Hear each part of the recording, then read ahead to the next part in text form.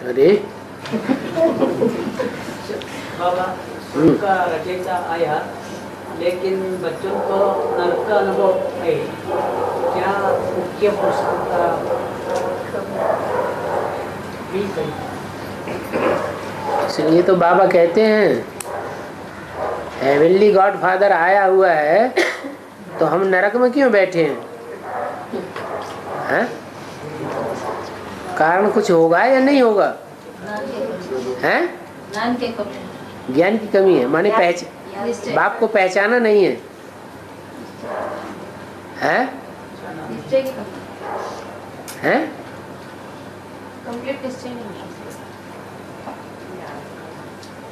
और कोई ने नहीं पहचाना, बाप को अगर कोई ने पहचाना ही नहीं तो फिर स्वर्ग आएगा ही नहीं।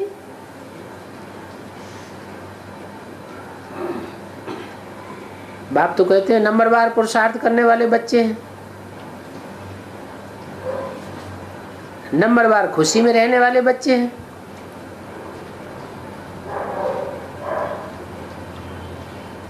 संगम युग मौजों का युग है या नरक के दुखों में रहने का युग है?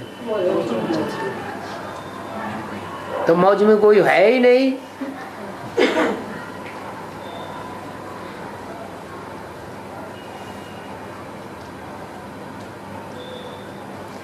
माना बाप जो श्रीमत देते हैं उस श्रीमत पर पूरा पूरा चलते नहीं हैं, कुछ न कुछ अवज्ञाएं करते जरूर हैं, इसलिए सुख का अनुभव नहीं कर पाते।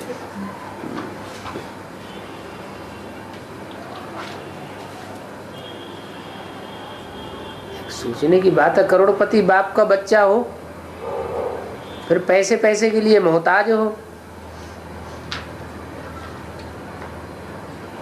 तो लोग क्या समझेंगे? हैं? हैं? बाप के कंट्रोल से बाहर है।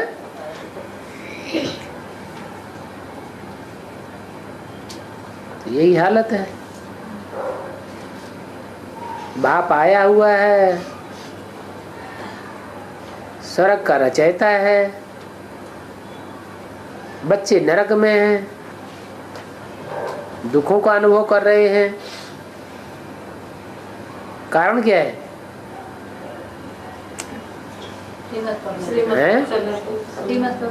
अभी बाप के बच्चे ब्राह्मण बने ही नहीं हैं।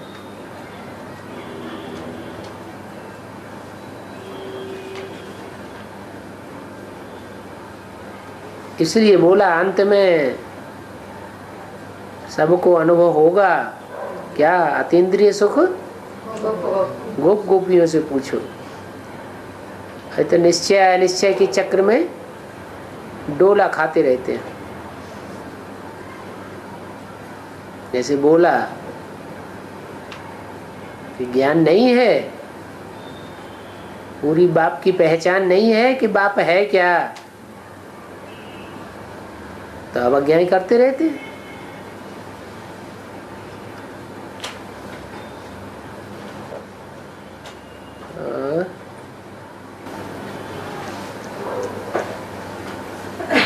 बाबा, आत्मा शरीर छोड़ने के बाद कुछ देख सकती है और कुछ सोच सकती है। शरीर छोड़ने के बाद कोई शरीर में प्रवेश करके देख भी सकती है, सोच भी सकती है। सूक्ष्म शरीर के द्वारा कुछ देख सकती है या कुछ सोच सकती है क्या? सूक्ष्म शरीर भी तो प्रवेश करता है। बिना प्रवेश करते हैं? बिना प्रवेश करते। बिना प्रवेश करिए तो बस सिर्फ अपने घोड़े को पहचान लेती है।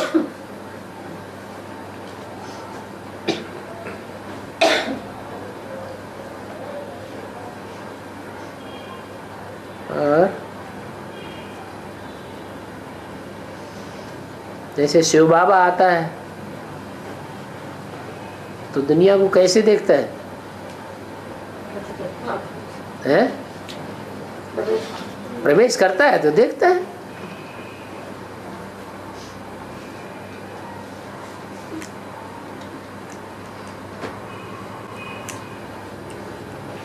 बाबा लेकिन और आत्मा जब मनुष्य शरीर छोड़ते हैं उनको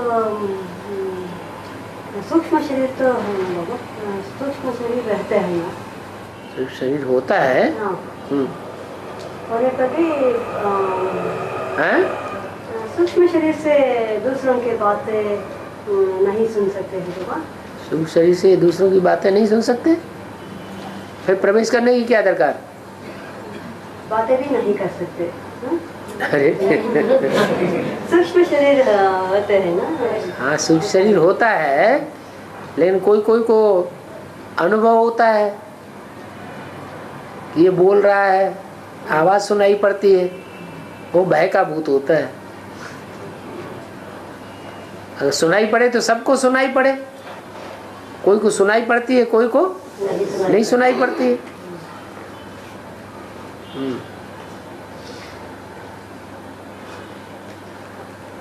बाबा ये 63 9 के बारे में आप कुछ इंफॉर्मेशन? 63 नैना क्या? 9 वो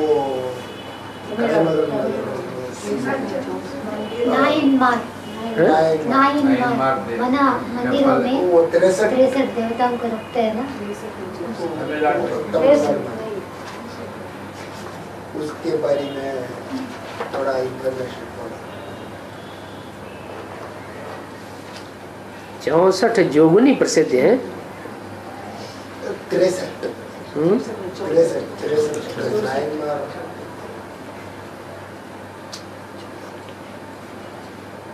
63 तो सुना नहीं। 64 जोगनिया प्रसिद्ध है। ये कन्नड़ में एक सीडी में आप थोड़ा क्रांति दिया। कन्नड़ सीढ़ी में आ गया होगा, जाने कहाँ से कन्नड़ में उठा लिया है।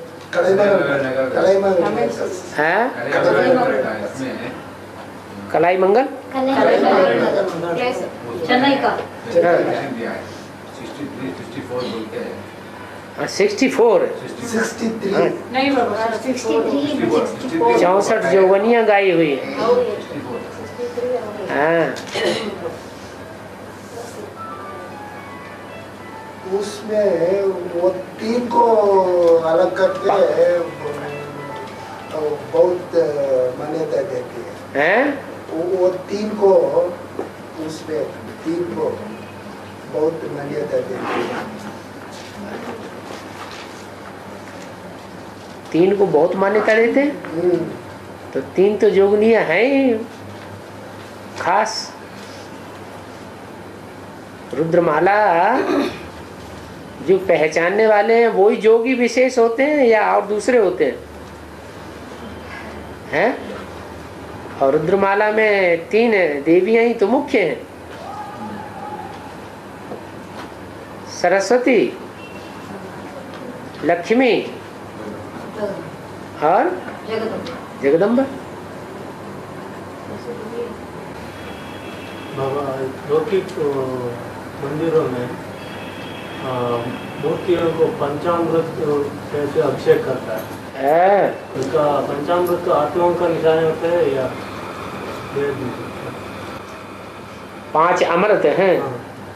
अमृत किसे कहा जाता है? अमृत तो ज्ञान ही है, जो आत्मा मुर्दे से सालिम बन जाती है, पत्थर बुद्धि से पारस बुद्धि बन जाती है। तो 5 अमृत हैं। एक तो गऊ का घृत, घृत कहा जाता है याद को। जितनी याद करेंगे बुद्धि शुद्ध बनती जाएगी। दूसरा दूध को, ज्ञान दुग्ध है। गाय का दूध श्रेष्ठ माना जाता है। बाबा भी कहते हैं कन्या माताओं के मुख से ज्ञान अच्छा होता है सुनना। वो चाहे गंगा हो और चाहे वैष्णवी देवी हो।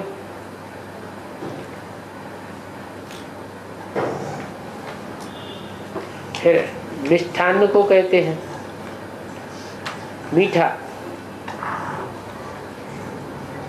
बाबा भी कहते हैं ऐसा पुरुषार्थ करो जो खूब मीठे बनो, नाम मात्र को भी कड़ुआपन न रहे। अगर भरपूर मीठे बन गए तो जैसे नारायण बहुत मीठे हैं वैसे ही नारायण को सब प्यार करते हैं, नारायण के सबसे संस्कार मिल जाते हैं। और कोई ऐसा नहीं है जिसके साथ पूरे संस्कार सबके मिल जाते हो। नारायण को सब पसंद करते हैं। तो किस लिए करते हैं? मीठा बहुत मीठा है। ब्रह्मा बाबा को सब पसंद क्यों करते थे? सामने आके बहुत मीठा था। तो मिठास भी चाहिए, दूध भी चाहिए, घृत भी चाहिए और शहद भी डालते हैं। क्या शहद कहाँ से आता है? जो मधुमक्खियां होती हैं उनमें प्योरिटी की पावर बहुत होती है। इतनी प्योरिटी की पावर होती है कि संगठित होकर के छोटे से घर में कितनी ढेर की ढेर इकट्ठी हो जाती है। यूनिटी की पावर है। उस यूनिटी की पावर से जो चीज तैयार करती है वो शहद है।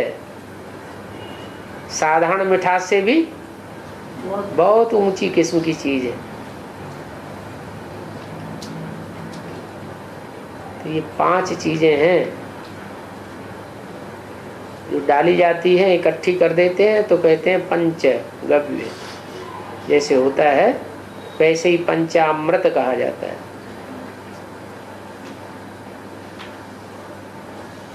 और बाबा अभी तक पिछले एक जन्म का भी याद नहीं आ रहा है, 84 का जन्म को याद आ रहा है। आपको याद नहीं आ रहा है या रामकृष्ण की आत्माओं को भी नहीं याद आ रहा है? क्यों है? रामकृष्ण की आत्माओं को, जगदम्बा को, लक्ष्मी को, उनको याद आ रहा है कि नहीं याद आ रहा होगा? हैं? उनको याद आ रहा होगा। तो उनका नंबर लगे पहले 84 का चक्र समझने का, फिर हमारा भी लगेगा कि नहीं लगेगा? हैं? हमारा भी लगेगा। या हम आगे? तो जब हम आगे नहीं है, पुरुषार्थ में हम पीछे हैं, तो नंबर भी हमारा पीछे लगेगा।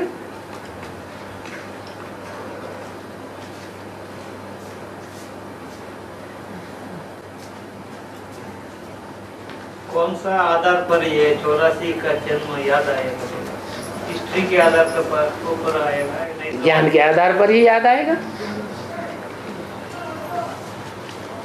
ज्ञान के ऐसे ऐसे पॉइंट्स बुद्धि में बैठ जाएंगे जिन पर मंथन करने से अपने पार्ट खुलेंगे। अभी तो बोला सुदर्शन चक्र घुमाना है। अगर 84 के चक्र को जानना है तो क्या करना है? सुदर्शन चक्र घुमाना है। हमारी आत्मा को 84 के चक्र में देखना है, कहाँ कहाँ कैसे कैसे पार्ट बजाए। इसी मंथन में लगे रहे, बजाय इस मंथन में लगे रहने के एक जन्म के पेट पूर्ति के चक्कर में लगे रहते हैं। हाँ?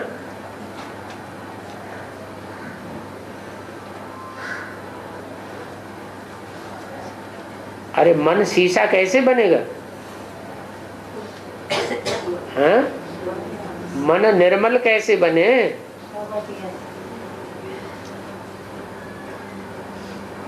जितना गुड़ डालेंगे उतना मीठा बनेगा। क्या? ईश्वरीय सेवा में जितना तन अर्पण करेंगे, धन अर्पण करेंगे, मन की ताकत अर्पण करेंगे, सगे संबंधियों की ताकत अर्पण करेंगे, सब कुछ अर्पण करेंगे तो मन क्या बनेगा? मन दर्पण बनेगा। जो अर्पण में सो दर्पण में। मन पावरफुल बनाना है तो क्या करना है? सब कुछ तेरा, अपनी चिंता नहीं, तो मन जरूर पावरफुल बन जाएगा। मन को ही आत्मा कहा जाता है। मन बुद्धि ही तो आत्मा है।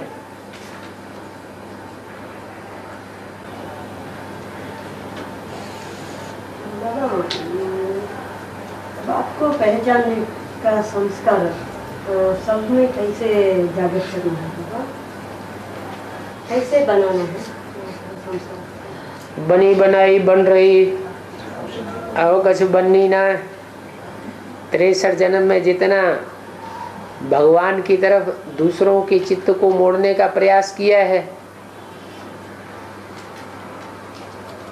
और अपने चित्त को जितना भगवान की तरफ मोड़ने का प्रयास किया है, वही संस्कार यहाँ भी उदित होते रहते हैं।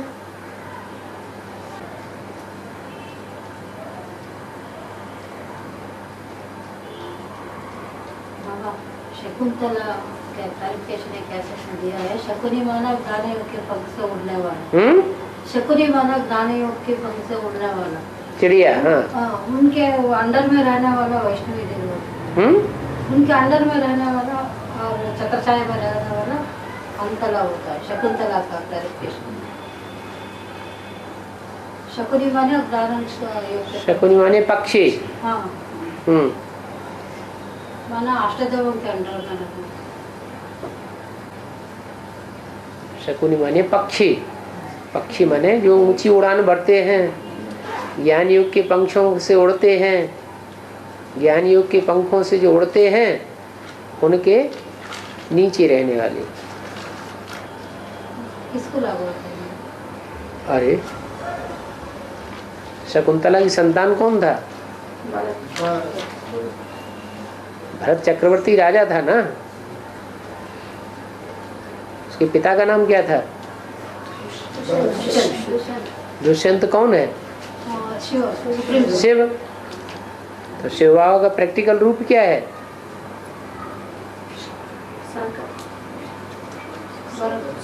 अरे शंकर। जो शंकर है वही शिव बाबा का प्रैक्टिकल रूप है।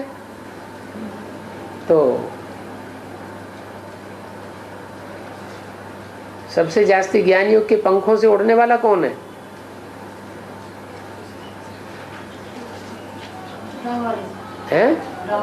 राम वाली आत्मा।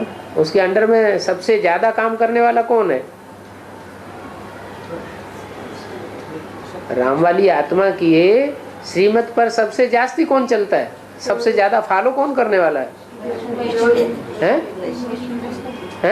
वैष्णवी देवी, छोटी मम्मी। तो शकुंतला हो गई।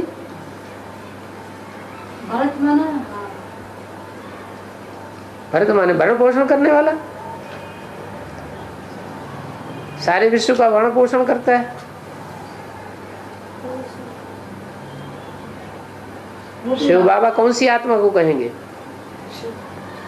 शिव को कहेंगे या शंकर को कहेंगे? शिव को कहेंगे।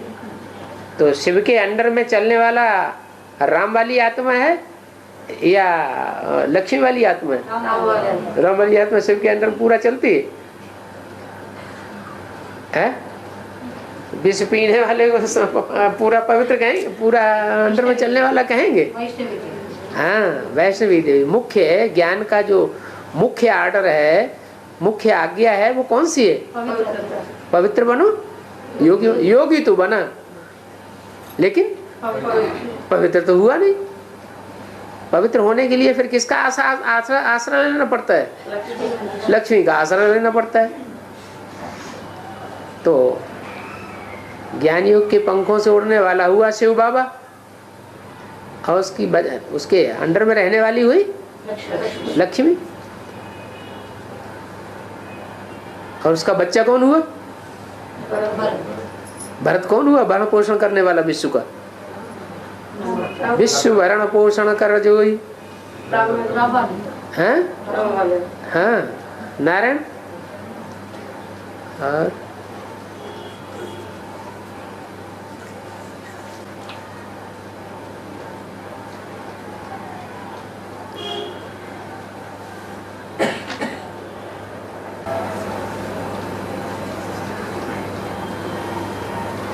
बाबा मनबुद्धि संस्कार, संस्कार का क्या अर्थ है? संस्कार का पूर्व जन्म का संस्कार, फिर में भविष्य का संस्कार। पूर्व जन्म का संस्कार, भविष्य का संस्कार। पूर्व जन्म का संस्कार तो भविष्य का संस्कार तब बनेगा जब हम वर्तमान जन्म में कुछ कर्मों में ऐड करेंगे तो भविष्य का बन जाएगा। पूर्व जन्म के संस्कारों के अनुसार हमें वर्तमान जन्म मिला।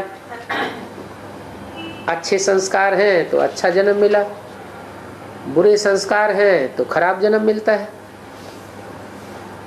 और फिर इस जन्म में हम अच्छे कर्म करें तो आगे का जन्म अच्छा हो जाएगा, अच्छे संस्कार बन जाएंगे। जैसे अभी ब्राह्मण बन रहे हैं, ब्रह्मा के द्वारा जो श्रीमत मिल रही है और श्रीमत पर अगर हम फॉलो करते हैं तो हमारे अच्छे संस्कार पड़ेंगे। और जान करके भी, बूझ करके भी, समझ करके भी और फॉलो नहीं करते हैं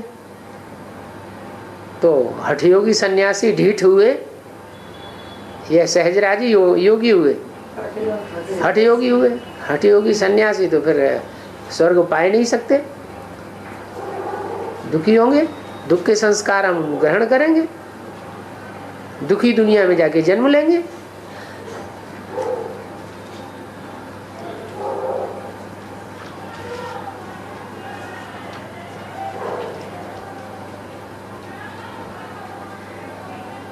मन सोचता है, बुद्धि फैसला करती है।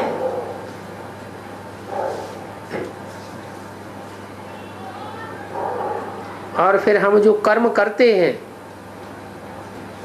उसका मन बुद्धि के ऊपर असर पड़ जाता है।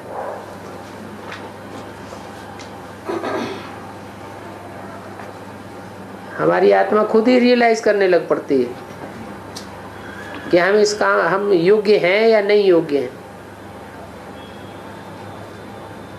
बुरे कर्म करने से मन रूपी दर्पण कैसा हो जाता है?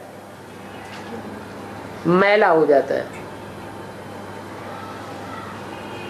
उससे खाक चढ़ जाती है। ज्यों ज्यों अच्छे कर्म करते जाते हैं त्यों त्यों दर्पण साफ होता रहता है। तो मन बुद्धि के ऊपर जो असर पड़ता है अच्छे बुरे कर्मों का, वही संस्कार कहा जाता है।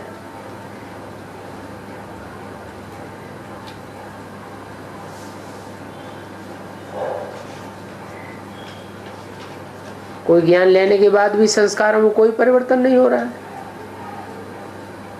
और ज्यादा बिगड़ेल बनते जा रहे हैं। कोई का ज्ञान लेने के बाद तुरंत परिवर्तन दिखाई देता है।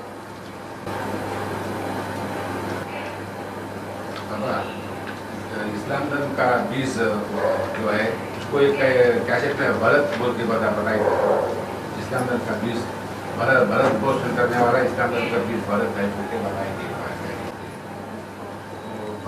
वो भरत नाम पड़ गया है संगम युगी एक्ट के अनुसार। शिव बाबा जब आता है, जिस मुकर्रर रथ में आता है,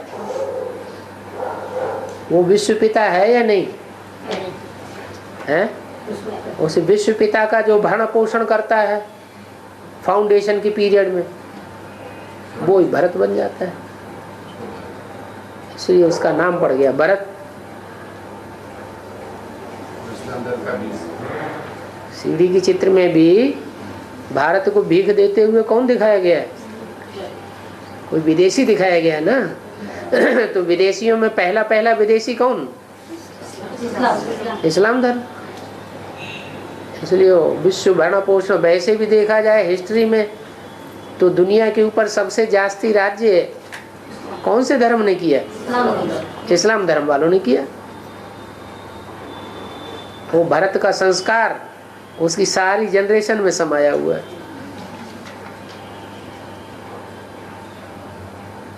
सारे विश्व के भरण पोषण करने वाले इस्लाम धर्म वाले बन गए। क्रिश्चियंस का राज्य तो अभी 100-200 वर्ष के अंदर दुनिया में फैला है। पहले तो सारी दुनिया में इनका राज्य था, इस्लामियों का ही राज्य था। तो इस्लाम और मुसलमान के बीच में बहुत टकराव है सर, दोनों के अंदर। वो तो दुनिया में हर धर्म के दो छेड़े हो जाते हैं। क्या कोई भी धर्म है, किसी को भी उठा लो, देवी देवता सनातन धर्म को उठा लो, दो छेड़े हो गए, सूर्यवंश और चंद्रवंश। जब नई दुनिया शुरू हुई थी कि चंद्रवंश था क्या? नहीं, सूर्यवंश ही था। फिर दो छेड़े हो गए कि नहीं? इस्लाम वंश के भी दो छेड़े हो गए इसी तरह हैं। इस्लामी और मुसलमान, मुसलमान धर्म के भी दो छेड़े हो गए, शिया और सुन्नी। बौद्ध धर्म के भी दो छेड़े हो गए, हीनयान महायान। तो ऐसे ही ये तो द्वैतवाद होता ही चला जाता है दुनिया में, एक से दो हो जाते हैं।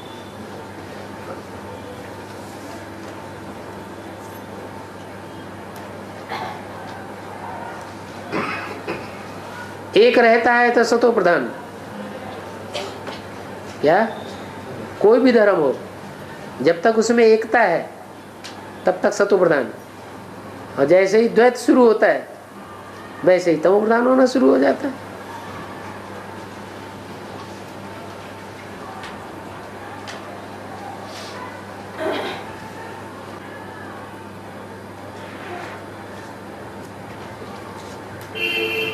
क्या